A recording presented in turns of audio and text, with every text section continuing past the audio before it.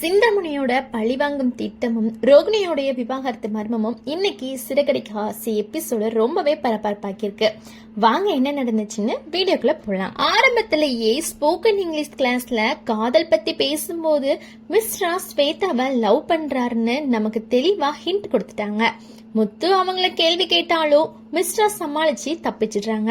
இதுல இருந்து அடுத்த சில நாட்கள்ல மிஸ்ரா ஸ்வேதா ட்ராக் முக்கியமா வரப்போறது மாதிரி தெரியுது.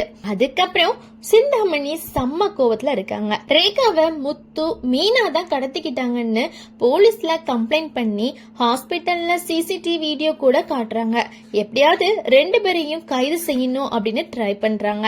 ஆனா அங்கேயே பெரிய ட்விஸ்ட் ஸ்டார்ட் ஆகுது. ரேகா வீடியோ அனுப்பி நான் என் விருப்பத்தாலதான் வீட்டை விட்டு வந்தேன், யாரும் என்ன கடத்தலன்னு சொல்லிடுறாங்க. இதனால போலீஸும் எதுவும் செய்ய முடியாம போயிடுது. இத கேட்ட சிந்தாமணி இன்னும் வெறுப்பாகி சட்ட வழி வேலை செய்யலன்னு வேற வழியில பழி வாங்கலான்னு முடிவு பண்றாங்க. முத்து, மீனா, சத்யா என்ன பண்றாங்கன்னு கண்காணிக்க ஆளுங்களையும் விடுறாங்க. இதனால அடுத்த எபிசோட்ல சிந்தாமணி தரப்புல இருந்து பெரிய பிரச்சனை வரப்போகுது அப்படின்றது தெரியுது. இன்னொரு பக்கம் ரோகிணி விவாகரத்து விஷயமும் சூடு பிடிச்சிருக்கு. ரோகிணி திடீர்னு விவாகரத்துக்கு ஓகே சொன்னதை கேட்ட வக்கீலுக்கே சந்தேகம் வந்துடுச்சு. இவங்க இவ்வளவு ஈஸியா ஒத்துக்க மாட்டாங்க, கண்டிப்பா பின்னாடி ஏதோ பிளான் இருக்கும் அப்படின்னு நினைக்கிறாரு. அதனால நேரடியா ரோகிணிக்கு போன் பண்ணி கேட்கும்போது ரோகிணி பணம் ரெடி பண்ணிட்டீங்களான்னு கேக்குறாங்க. இதனால வக்கீலோட சந்தேகம் இன்னும் அதிகமாகுது.